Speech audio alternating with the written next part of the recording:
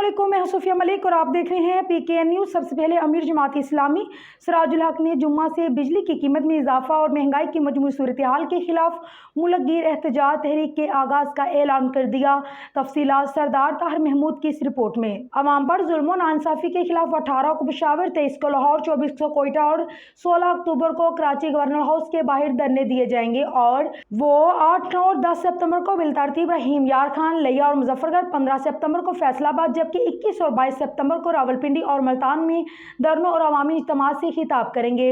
मंसूरा में मरकजी नज़म के इजलास के बाद नायब अमीर मियां मोहम्मद असलम, सेक्रेटरी जनरल अमीरुल अजीम और सेक्रेटरी इत्तलात कैसर शरीफ के हमरा प्रेस कॉन्फ्रेंस करते हुए उन्होंने 16 सितंबर को इस्लामाबाद में कौमी तवानाई कॉन्फ्रेंस के इनाकाद और IPPs के महंगे माहदों को आइंदा हफ्ते सुप्रीम कोर्ट में चैलेंज करने और तवानाई सेक्टर पर व्हाइट पेपर जारी करने के भी ऐलानात किए। उन्होंने कहा है कि जमात इस्लामी की एहतजाजी तहरीक हमेशा की तरह पुरअमन और आईन और कानून के दायरा में रहकर जारी रहेगी।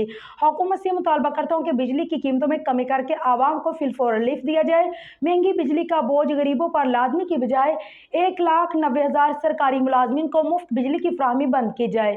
मजमूई तौर पर 1000 अरब के लगभग बिजली चोरी और लाइन लाइसेंस खत्म किए जाएं। उन्होंने कहा है कि चीनी चंद माह कबल बरामद की गई और अब दरामद करने के ऐलानात किए जा रहे हैं। चीनी की फी किलो कीमत 200 रुपए तक पहुंच गई। आटा 170 रुपए का, घी 600 रुपए तक चला गया। पाकिस्तान एक ज़रीई मुल्क है, इसके बावजूद अशिया खुर्दनोश की कीमतों में बेतहाशा इजाफा। मतलब यह है कि सब कुछ माफियाज की जेर निगरानी हो रहा है जो हुकूमत को कंट्रोल करते हैं। IPPs के महंगे माहदों से भी हुकूमतों में शामिल करप्ट माफिया ने फायदा उठाया। माफियाज सियासी पार्टियों पर सरमायाकारी करते हैं और इनके इक़्तिदार में आने के बाद अपनी असल रकम के गुना इजाफा के साथ वसूल की जाती है। जमात इस्लामी इन माफियाज का मुकाबला करेगी। निगरान हुकूमत के बस की बात नहीं कि वो हालात को कंट्रोल करे। ये इलेक्शन का जितनी जल्दी हो सके इनाकाद करवा कर इक़्तिदार मुंतखब नुमाइंदों के सुपुर्द करें।